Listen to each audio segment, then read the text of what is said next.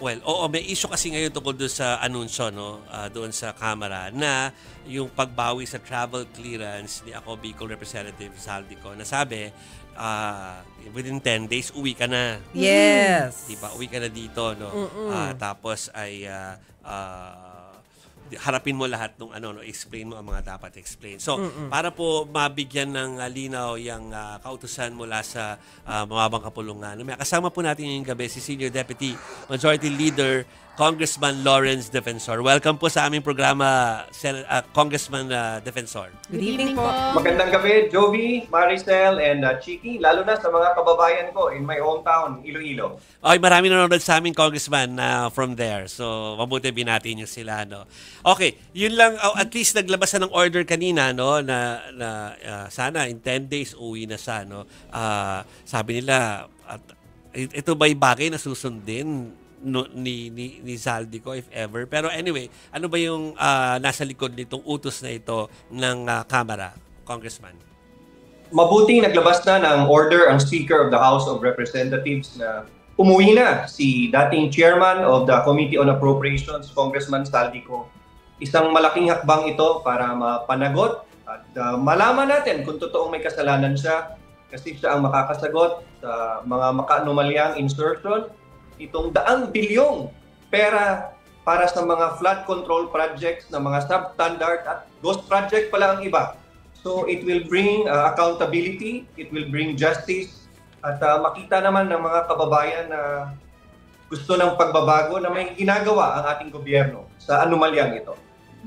Paano po pag hindi po umuwi o hindi sumunod po si Kong Saldico? Ay, marami tayong paraan aside from requesting him. Ang Kongreso, under the Ethics Committee, pwede siyang ipakasuhan within Congress. Ang Kongreso may Sergeant at Arms at may arrest power. Pwede din siyang ipa-extradite. We have many options under our legal system and under our parliamentary rules. Pero magandang kung wala siyang kasalanan, voluntaryo na lang siyang umuwi para mapakita niya kung anong nalalaman niya at marinig siya, personal ng mga tao, kung anong katotohanan behind this anomalous flood control budget. And sir, good evening po, si Maricel po ito. Once na bumalik po dito si Congressman Saldico, ano po yung plano sa kanya? Saan po siya dadalhin? Automatic po ba na madedetain siya? Meron po ba tayong enough grounds for doing that? Or babalik siya sa bahay niya? Paano po ang magiging sistema? Maricel, malamang ipapatawag agad siya ng independent commission formed by the President and with the new leadership of the House of the Representatives. Dapat sundin namin na kung sinong miyembro ng Kamara de Representante ay dapat sumunod at magpakita sa independent commission. That's the only way we can find out the truth and find accountability. So, ibig sabihin, pag uwi po niya dito, malaya siya. Hindi naman, hindi siya ikukulong agad, hindi siya i-detain. We don't have basis for that. Not yet. That's right. Habang wala ka namang contempt order requiring you to be detained, wala ka namang kaso requiring you to be arrested dahil wala namang warrant of arrest, malaya ka pa rin makakauwi at malaya siyang dumalo sa independent commission. Sa palagay ko, dapat di na kailangang ipatawag pa siya. He should present himself before the independent commission and ipakita niya kung anong nalalaman niya para maintindihan natin ito lahat. Para lang sa mga nanonood ngayon, Congressman Defensor. Kasi ilang beses sinabi ni Congressman Defensor na doon na sa independent commission yung direction ni Saldico just in case umuwi siya dito. No? Kasi nga, baka hindi pa alam ng ibang viewers natin, Congressman, yung tungkol sa plano ng Infracom na ihinto na ang kanilang investigasyon at hayaan na yung independent commission yung magpatuloy nito. Jovi, ayaw ko pumunta pa siya sa hearing ng Infracom ng Kongreso. It looks self-serving kung magpapatuloy pa yan. Hindi magandang Kongreso mismo ang nag-iimbestiga ng mga sarili nitong congressman. It lacks credibility and independence. Kung totoong gusto naming magpakita ng transparency, if we want reform in Congress, if we're saying that we need this change in Congress, dapat diretso na siya sa independent commission. Pero, sir, kailan po mapa-finalize whether or not ipupursigi pa rin yung Infracom? Kasi as of the moment, mukhang napapag-usapan pa lang Tama po ba? I can't say when the order to stop it will come, but I expect it to come by next week na dapat hindi na natin ipagpatuloy ito dahil ang presidente ay nagpapasagawa na ng sariling investigasyon. Pero ipupush nyo po ba yung pagsasabatas po ng Independent Commission po? Kasi sa ngayon po, again, everybody knows, no, executive order po ito. Again, sinasabi nila merong subpoena power pero wala po siyang contempt power. So, mas malakas pa yung Senado at yung Kamara dahil may contempt powers po. Maricel, ang mga checks and balance natin at ang ating justice system, kung gusto lang ang ating pagsunod sa batas, Congress itself, under its oversight power, can do the investigations. We have the Ombudsman, we have the Commission on Audit. So we also have to weigh that there's no need to pass a law having this independent commission for every issue that we have in government. Kailangan nating ituwid, kailangan nating manindigan na dapat independent at ang mga ahensya ng gobyerno para it won't become a waste of government resources, it becomes redundant kung palaging may ganito. Kung totoo ang Kongreso that will exercise its oversight, kung independent nga ang Ombudsman at Commission on Audit, napakalakas ng laban natin laban sa korupsyon at laban sa mga korap na opisyal sa gobyerno. Sir, balikan ko lang yung kay Zaldico, paano kapag sinabi niya na hindi pa siya fit to testify? Katanggap-tanggap ba yun? Kasi I understand yung reason ng pagpunta niya sa US is because of health. Alam mo, Maricel, usually ang mga taong na-involved sa malaking anomalya, laging may sakit, laging may health reason. Oo nga. I'm sure that there is no illness or there is no sickness that our healthcare system here in the Philippines cannot address.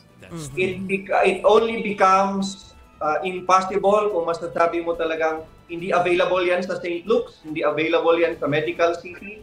But ang hindi pag-uwi ay malaking sign na may iniiwasan ka. At kung totoong wala ka namang kasalanan, umuwi ka and clear your name and clear the House of Representatives. Let's help each other para maramdaman ng mga tao na may ginagawang tama ang Kongreso at kung totoong walang anomalya, kayang-kaya naman pala ipaliwanag bakit di gawin ng mga kinauukulan.